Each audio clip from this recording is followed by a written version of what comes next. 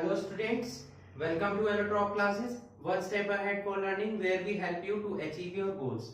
Students, in this lecture we will discuss on a very important term from the chapter atoms and molecules and the term is atomic and molecular masses. ठीक है, इस lecture में हम discuss करने वाले हैं atomic masses और molecular masses के बारे में। क्या होता है एटॉमिक मास और मॉलिक्यूलर मास और how can we calculate atomic mass और मॉलिक्यूलर मास। ठीक है, कैसे हम इन्हें कैलकुलेट कर सकते हैं, क्या क्या इनकी वैल्यूज होती हैं, क्या इनका मीनिंग होता है, इस लेक्चर में हम यही सब डिस्कस करने वाले हैं। ठीक है, तो आइए स्टार्ट करते हैं one by one. We will start with atomic मास।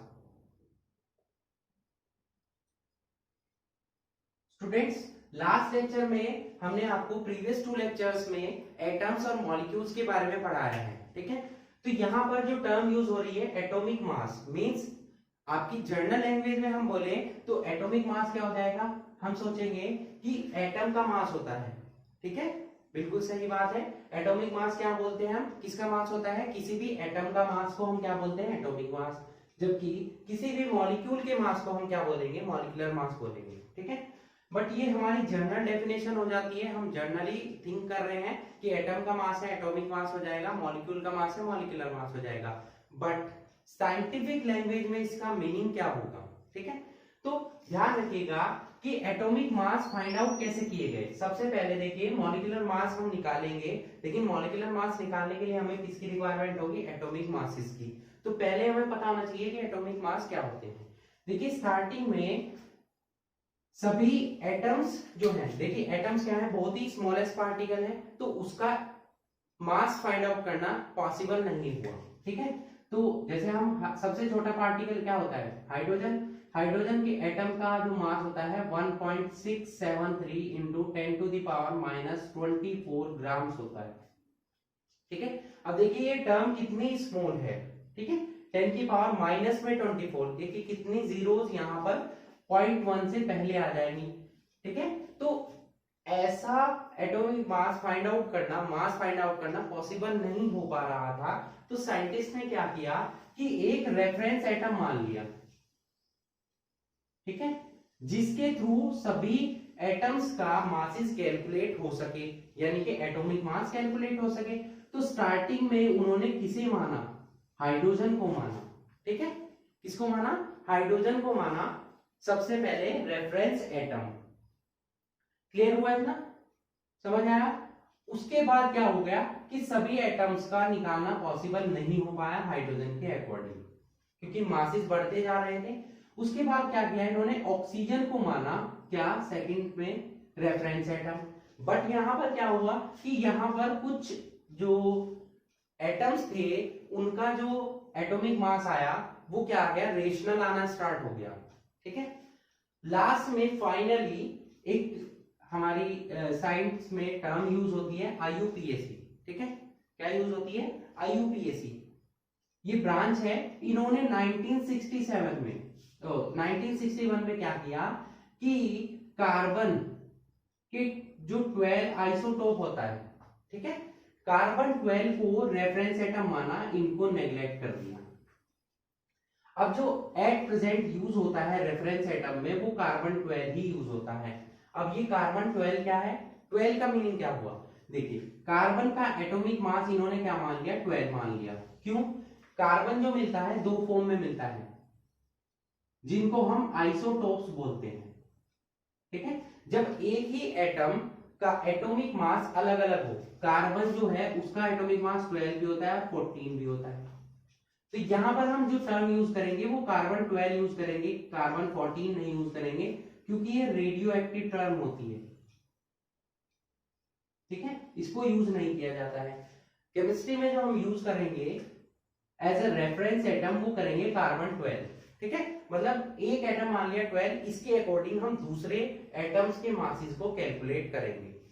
इतना आपको क्लियर हो जाना चाहिए, क्योंकि ये बेसिक है किसके लिए, एटॉमिक मास के लिए। अब आ जाते हैं अपने टर्म पर, एटॉमिक मास पर। तो एटॉमिक मास क्या होता है, हम नोट कर देते हैं, the atomic mass of an element is the relative mass of its atoms. ठीक है, किसी भी एलिमेंट का एटॉमिक मास क्या होता है, उसके एटम्स का रिलेटिव मास होता है। रिलेटिव मतलब जो दूसरे से रिलेट कर रहा हो। किससे रिलेट करेगा वो, कार्बन 12 से। एज कंपेयर्ड, किसके साथ कंपेयर कर रहे हैं हम उसे, as compared with the mass, with the mass of an atom of, किसके साथ, कौन सा एटम है वो, कार्बन 12, या बोल सकते हैं एन एटम्स ऑफ कार्बन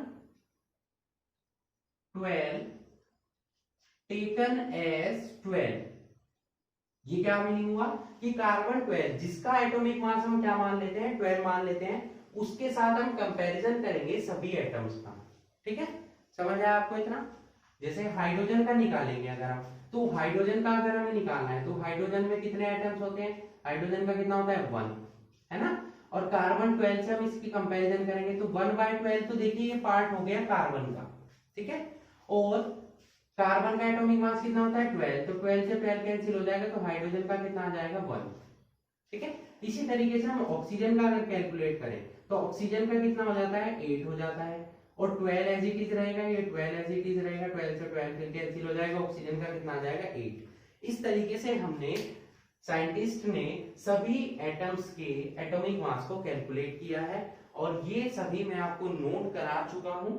ठीक है, प्रीवियस लेक्चर्स में। तो यहाँ पर आपको सभी के याद होने चाहिए एटॉमिक मासेस, जो जनरली यूज होते हैं। फर्स्ट 30 एलिमेंट्स के एटॉमिक मासेस तो आपको याद होने ही चाहिए। ठीक है, जैसे कि हाइड्रोजन का कितना होता है 1 होता है ना। लिथियम का कितना होता है 4 होता है। ठीक है, ऑक्सीजन, ऑक्सीजन का कितना होता है, एटॉमिक मास कितना हो जाता है 16 हो जाता है। ठीक है, यहाँ ऑक्सीजन मॉलिक्यूल की बात करें या हाइड्रोजन की बात करें तो ये मॉलिक्यूल्स की फॉर्म में है। ठीक है, ये ध्यान रहेगा आपको।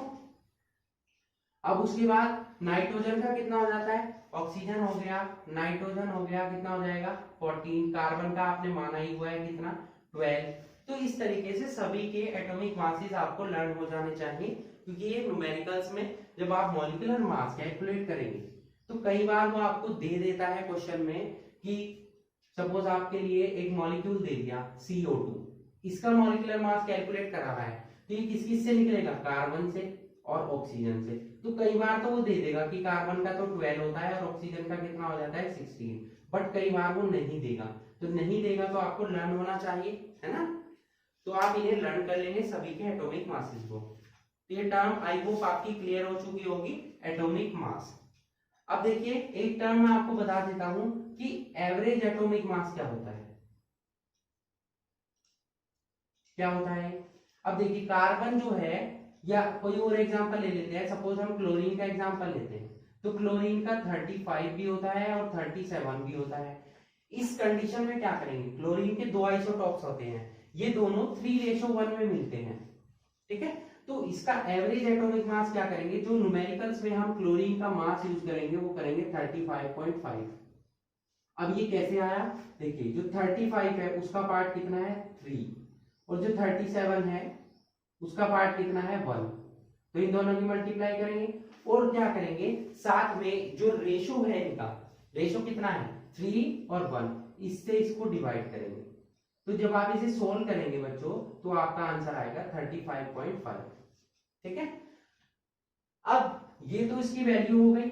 अब इनके साथ जो टर्म यूज होती है, या तो हम यूज करते हैं AMU, या यूज करते हैं, अब जो यूज करते हैं वो U यूज करते हैं। तो आपको बुक्स में 4U, 16U, 14U, 12U, 35.5U ये लिखा हुआ मिलेगा। AMU, AMU टर्म का मीनिंग क्या हुआ, AMU का मतलब हो गया एटॉमिक मास यूनिट। ठीक है, जैसे हम वेट करते हैं वो ग्राम्स किलोग्राम्स में करते हैं, इसी तरीके से एटम्स के मासेस को हम किस में डिफाइन करते हैं, एटॉमिक मास यूनिट में। या अब जो यूज करते हैं AMU की जगह हमने रिप्लेस किया है उसको U से। U का मतलब क्या होता है, यूनिफाइड मास। क्या होता है, यूनिफाइड मास। क्लियर हुआ है ना? तो ये जो हमारा टर्म थी एटॉमिक मास, आई होप आपको क्लियर हो चुकी होगी। अब हम चलते हैं अपनी नेक्स्ट टर्म पर, विच इज मॉलिक्यूलर मास। ठीक है,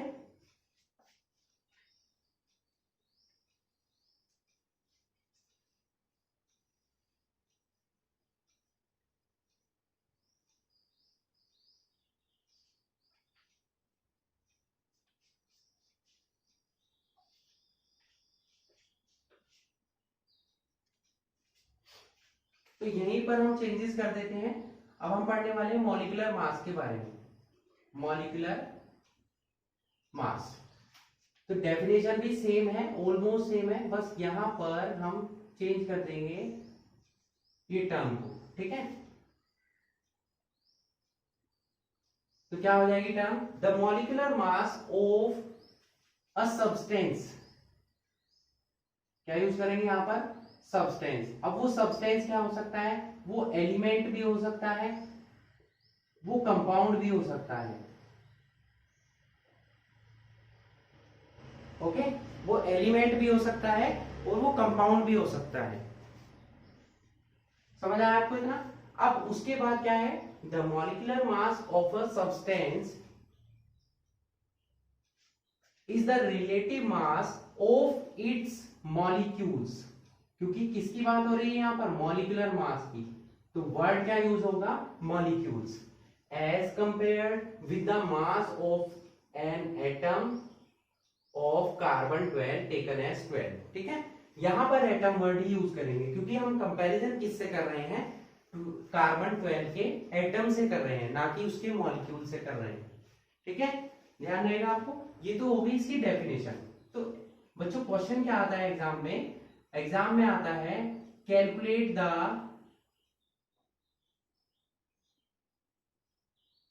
molecular masses of following compounds. ठीक है, तो कुछ आपको कंपाउंड्स दे दिए जाएंगे, उनके फॉर्मूले दे सकते हैं या उनके नेम भी दे सकते हैं। तो उसके आपको क्या है, मॉलिक्यूलर मास कैलकुलेट करना है। तो एक्चुअल में मॉलिक्यूलर मास क्या होता है, it is a sum of atomic masses of atoms present in substance। Substance कुछ भी हो सकता है, सब्सटेंस एलिमेंट भी हो सकता है, सब्सटेंस कंपाउंड भी हो सकता है। ठीक है, अगर वो एक ही टाइप का है तो एलिमेंट हो जाएगा, एटम्स एक ही टाइप के हैं तो एलिमेंट हो जाएगा, और अगर वो डिफरेंट टाइप के हैं तो क्या हो जाएगा, कंपाउंड हो जाएगा। ठीक है, तो ये क्या है, एक्चुअल में क्या है, सम है किसका, एटॉमिक मासेस का। फॉर एग्जांपल अगर आपसे बोला जाए कि कैलकुलेट कीजिए मॉलिक्यूलर मास किसका, H2 का, तो क्या करेंगे आप, देखिए हाइड्रोजन का कितना होता है 1, और कितने हाइड्रोजन प्रेजेंट है 2, तो 2 1 जा 2, साथ में वर्ड यूज करेंगे U। सिमिलरली और 2 का अगर कैलकुलेट करने के लिए बोला जाए तो एक ऑक्सीजन का कितना हो जाता है यहाँ पर 16, एटॉमिक मास कितना होता है 16, और किससे मल्टीप्लाई करेंगे 2 से, कितना हो जाएगा 32U। ठीक है, ये बात हुई किसकी, एलिमेंट के बारे में। अगर आपसे कंपाउंड दिया जाए, फॉर एग्जांपल आपको दे दिया जाता है, सिंपल सा कंपाउंड ले लेते हैं CO2, तो क्या करेंगे आप, देखिए जो सेम है उनकी तो मल्टीप्लाई होगी और जो डिफरेंट है उन्हें ऐड करेंगे। सपोज कार्बन का कितना होता है 12, तो प्लस करेंगे, मल्टीप्लाई नहीं करेंगे, क्या करेंगे प्लस करेंगे, और ऑक्सीजन का कितना होता है 16, अब ऑक्सीजन 2 है तो यहां पर मल्टीप्लाई होगी, जो सेम है उसमें मल्टीप्लाई होगी, जो सेपरेट है, अलग है, डिफरेंट है, उसमें क्या होगा, एडिशन होगा। ठीक है, तो कितना आ जाएगा 12 प्लस 32 इज इक्वल्स टू कितना आ जाएगा 44U। ठीक है, ये 2 का हो गया। इसी तरीके से हम कैलकुलेट कर सकते हैं किसी बड़े कंपाउंड को भी, जैसे H2SO4 को कर रहे हैं तो कितना आ जाएगा 2 1 जा 2, तो हाइड्रोजन के लिए यूज होगा। सल्फर का कितना होता है 32 होता है, आपको याद रखना है। ऑक्सीजन का 16 इंटू 4, तो कितना हो जाएगा 2 plus 32 plus 16 4, and I think इसका जो सम आ जाएगा वो 98 आ जाएगा। ठीक है, U। ओके, इस तरीके से हम किसी भी मॉलिक्यूलर मास को कैलकुलेट कर सकते हैं, बट अगर हमें एटॉमिक मास पता हो तब। तो इसीलिए मैंने आपको बोला कि सभी एलिमेंट्स के जो मोस्टली यूज होते हैं, आपकी बुक्स में भी मिल जाएंगे, मोस्टली जो यूज होते हैं उनके एटॉमिक मासेस हमको लर्न होने चाहिए, तभी हम उन एटॉमिक मास की हेल्प से मॉलिक्यूलर मास को कैलकुलेट कर पाएंगे। ओके, क्लियर हुआ है ना? तो आई होप आपको ये जो हमने टर्म आज यूज की है एटॉमिक मासेस और मॉलिक्यूलर मासेस, ये आपको अच्छे से क्लियर हो चुकी होगी। ओके, तो बाकी नेक्स्ट लेक्चर में जो हम प्रैक्टिस क्वेश्चन आपको कराने वाले हैं उसमें मैं आपको क्वेश्चंस दूंगा कि कैलकुलेट करिए आप मॉलिक्यूलर मास उन कंपाउंड्स का। Okay, so that's it for today, hope you enjoyed the video and thanks for watching.